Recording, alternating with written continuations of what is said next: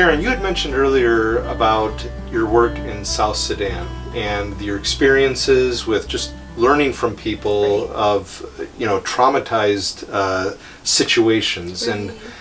And, talk about trauma, talk about resilience, talk about people being able to work through that Right. toward powerful transformation and being transforming agents. That's something I know that's really on your heart and on your imagination. And if you could speak to that and also speak to the work you're doing in the MAGDJ on that, because you do a program initiative Yeah. in peace studies, correct? Yeah, so we built a peace building emphasis into our program, and we did that because we realized that if you bring development to a community, sometimes you can even play into dynamics of tension, that some people get resources, some don't. Or if we don't realize the deeper underlying tensions, that we can maybe have a short-term impact, but not help to address longer-term needs. And that's where we really have to listen to communities, to partner with them. There are places for a neutral outside voice. We most certainly won't pretend that we understand all the dynamics. I think that's a really important piece as well. And when we talk about trauma, it's really easy to look at the others, those traumatized people. And I think what I'm learning is I've met some of the most gracious and resilient people, especially in South Sudan. It doesn't mean that trauma hasn't had an impact, that the situations they have faced over many years of violence and displacement takes a toll. And we want to be aware of that and sensitive to that. And you're not going in there for photo ops No. to in any way trying to exploit their trauma to come back with that, to say, here's what we can learn from it. And that we can solve it, Yeah. and we are the saviors. No, but we want to be more informed so that we can be supportive, holistically supportive. There might be pieces that we can bring to the table, we will also learn from.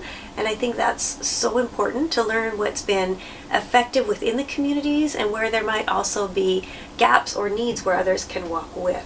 So I think when I think about trauma, it's easy to look at people who have gone through really complex, long-term, painful situations as helpless. And part of trauma is you feel overwhelmed, you feel like you have no agency, that you can't address the situation.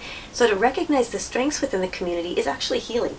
And to recognize the voices for peace are those who have experienced the violence. In South Sudan, I met people who were so gracious and courageous to take people into their homes when that could place them in danger, that have been willing to reach out to the other when their community was very opposed or fearful, and to really seek to come together and worship God when they're from opposing sides of the conflict. And so I think we should always go as learners. We're not walking in those depths of tension. And as I teach, I teach from the perspective of researching, listening to voices, continuing to learn, and to walk with.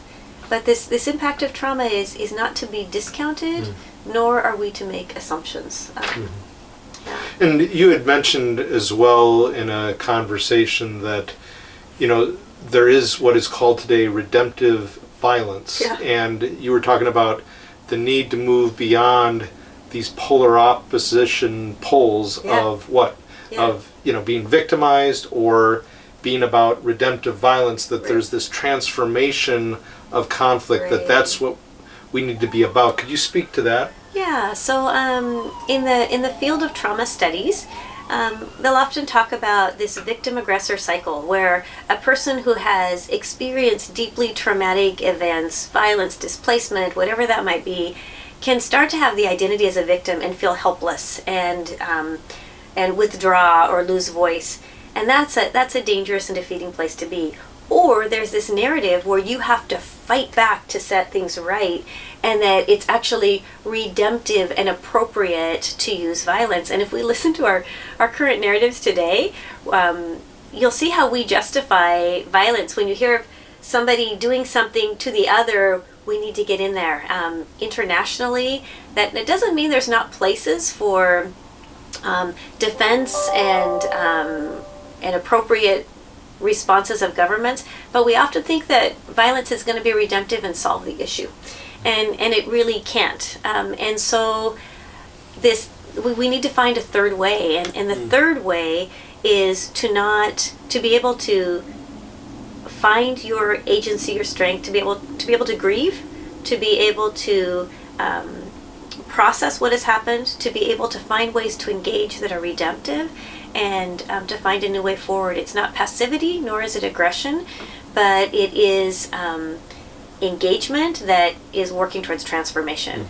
That sounds really ideological, very ideal, and not very aspirational, maybe, rather than something that we can actually do. But it's small steps that continue to build, and I've just seen people that have really amazed me with the ways they're willing to listen, bring people to the table, try to find projects that they can do together within their communities, mutual interests, seeking to hear narratives, and it's powerful and it's humbling. And what you're saying is certainly, inspirational, it's aspirational.